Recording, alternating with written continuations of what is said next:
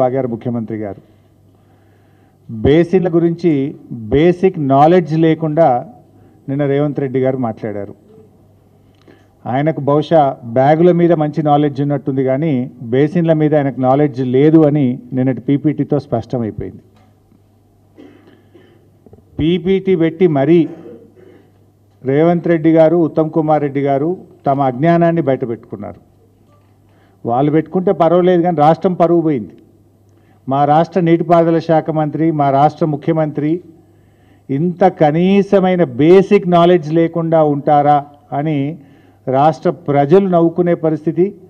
ఈ రాష్ట్ర ముఖ్యమంత్రి ఇంత అజ్ఞానిగా ఉంటాడా అని చెప్పి ఇవాళ దేశం ముందు పరువు పోయే పరిస్థితి వచ్చింది.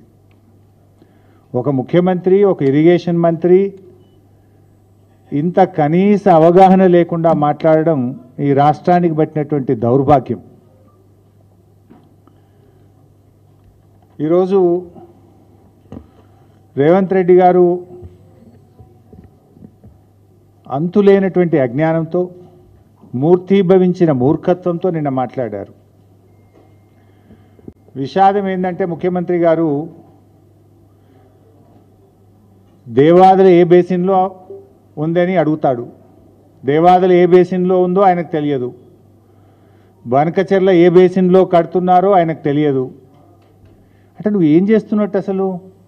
బనకచెర్ల ప్రాజెక్టు మీద ఆంధ్రప్రదేశ్ 6 నెలల నుంచి పనిచేస్తుంటే 6 నెలల నుంచి జీబీ లింక్ గురించి ఆంధ్రప్రదేశ్ కేంద్ర ప్రభుత్వానికి ఉత్తరాలు రాస్తూ, కేంద్ర ఆర్థిక మంత్రిని కలుస్తూ, కేంద్ర జలవనరుల మంత్రిని కలుస్తూ ఆంధ్రప్రదేశ్ ముందుకు పోతుంటే నేను అమాయకంగా ముఖ్యమంత్రి గారు అడుగుతాడు, బనకచెర్ల ఏ బేసిన్లో ఉంది అని అడుగుతాడు. అంటే నీకు ఎంత కమిట్మెంట్ ఉందో, నీకు ఎంత సిన్సియారిటీ ఉందో, 6 నెలల నుంచి నువ్వు ఎంత శ్రద్ధ పెట్టినవో తెలియకనే నేను బయటపడ్డది. ఆంధ్ర దోపిడిని అడ్డుకొని తెలంగాణ పొలాలకు నీళ్లు బారియవయా ముఖ్యమంత్రి, ఈ అక్రమ ప్రాజెక్టును ఆపవయా రేవంత్ రెడ్డి అంటే అది చేతగాక అడ్డు అదుపు లేకుండా అబద్ధాల ప్రవాహాన్ని నిన్న ముఖ్యమంత్రి గారు పారించే ప్రయత్నం చేశారు. ఇవాళ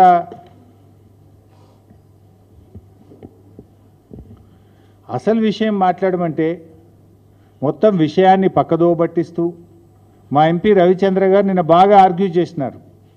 బీఆర్ఎస్ పార్టీ తరఫున ఈ ప్రాజెక్టును ఆపడానికి ప్రధాన ప్రతిపక్షంగా మేము పూర్తిగా సహకరిస్తాము.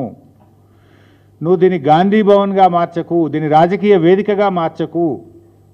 ఈ ప్రాజెక్టును అడ్డుకోపోవడానికి నువ్వు అసెంబ్లీ పెట్టి ఏకగ్రీవ తీర్మానం చేయి, అఖిలపక్షని ఢిల్లీ తీసుకువెళ్ళు అని స్పష్టంగా మా ఎంపీ గారు చెప్తే దాన్ని ఒక రాజకీయ వేదికగా, అబద్ధాలకు వేదికగా నిన్న ముఖ్యమంత్రి గారు మార్చారు. నేను ఉత్తగా మాట్లాడలే. సరే, రేవంత్ రెడ్డి లాగా నేనే విజ్ఞత పొడగొట్టుకునే మనిషిని కాదు.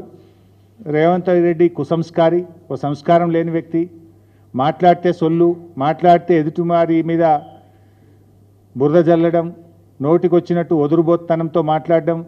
మాకేమో కొంత ఎథిక్స్ ఉన్నాయి, అట్లీస్ట్ కొంత క్యారెక్టర్తో ఉద్యమాల్లో నుంచి వచ్చిన వాళ్ళం, పోరాటాల నుంచి వచ్చిన వాళ్ళం. మేము నీలాగా అడ్డమైన తొక్కులు దొక్కొని వచ్చిన వాళ్ళం కాదు మేము. అయితే ఇవాళ నేను ఉత్తగా అంటలేను, ఈయనకు బేసిక్స్ తెలియవు, బేసిన్స్ తెలియవు అనే మాట ఎందుకన్నానో ఒకసారి చూడండి. దేవాదుల ఏ బేసిన్లో ఉంది అంటాడు రేవంత్ రెడ్డి. మీరే చూడండి. దేవాదుల ప్రాజెక్టు 2001లో స్టార్ట్ అయింది.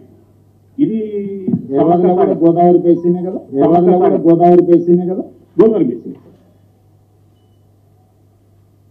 సౌండ్ పెట్టి వాళ్ళు ఒకసారి పెట్టు. 23 సంవత్సరాలు దేవాదుల కూడా గోదావరి బేసినే కదా, దేవాదుల కూడా గోదావరి బేసినే కదా, గోదావరి బేసిన్. దేవాదుల కూడా గోదావరి బేసిన్ అని అడుగుతుండు. 23 సంవత్సరాల క్రితం దేవాదుల స్టార్ట్ అయింది. ఇలా ఓ సామాన్య రైతును అడిగితే కూడా దేవాదుల ఏ నది మీద కట్టిను అంటే గోదావరి నది మీద కట్టాను అని ఓ స్కూల్ పిల్లవాడు చెప్తాడు. ఈ రాష్ట్ర ముఖ్యమంత్రికి ఆ మాత్రం జ్ఞానం లేకపోవడం శోచనీయం. అదేవిధంగా ఆయన మాట్లాడుతూ బనకచెర్ల ఏ బేసిన్లో ఉంటుంది అంటాడు. అది కూడా చూపియా బాబు.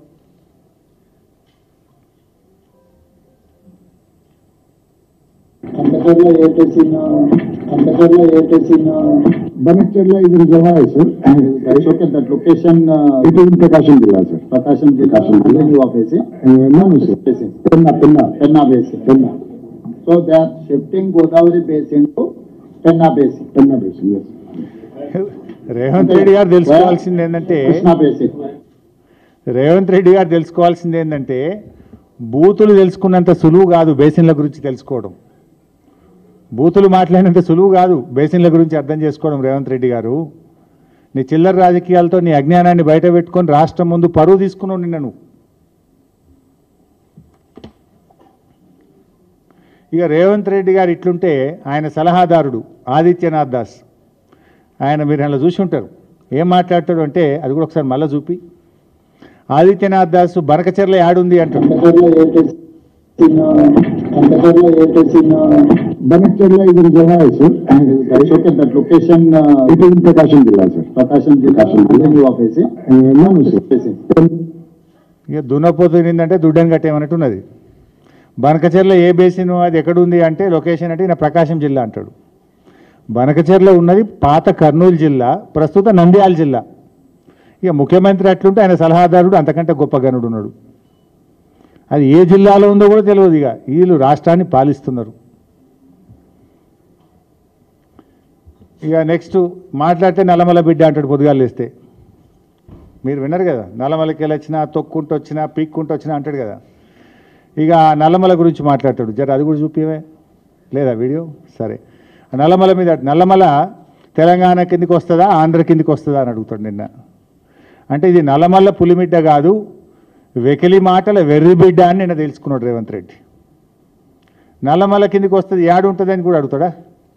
ఆ మాత్రం అంటే అజ్ఞానాన్ని కూడా అర్థం చేసుకోవచ్చు, కానీ విషపూరితమైన మనస్తత్వంతో ఉన్న ఈ వికారాన్ని అజ్ఞానాన్ని భరించడం చాలా కష్టం. అంత విషం.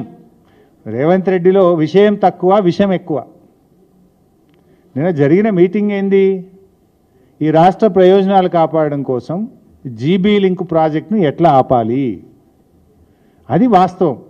దాని మీద కూడా తట్టి లేపింది బీఆర్ఎస్ పార్టీ.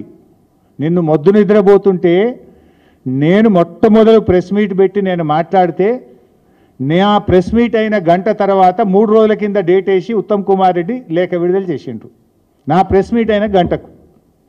రెండవసారి అరే వాళ్ళు ఆల్రెడీ టెండర్లకే పోతున్నారా నువ్వేం చేస్తున్నావు అని నేను రెండవసారి ప్రెస్ మీట్ పెట్టి చెడామెడా వాయిస్తే మళ్ళీ గంటకు నిన్న డేట్ వేసి మళ్ళీ ఉత్తరం రిలీజ్ చేస్తాడు. నా ప్రెస్ మీట్లతోనే నువ్వు ఉత్తరాలు రాసినావు. బీఆర్ఎస్ పార్టీ తట్టి లేపినాకనే ఢిల్లీకి పోయి దరఖాస్తు పెట్టినావు నువ్వు. పోనీ ఆ రాజకీయాలు మాకు అవసరం లేదు, మాకు రాష్ట్రం ముఖ్యం. రాష్ట్ర ప్రయోజనాలు కాపాడడం కోసం బీఆర్ఎస్ పార్టీ అఖిల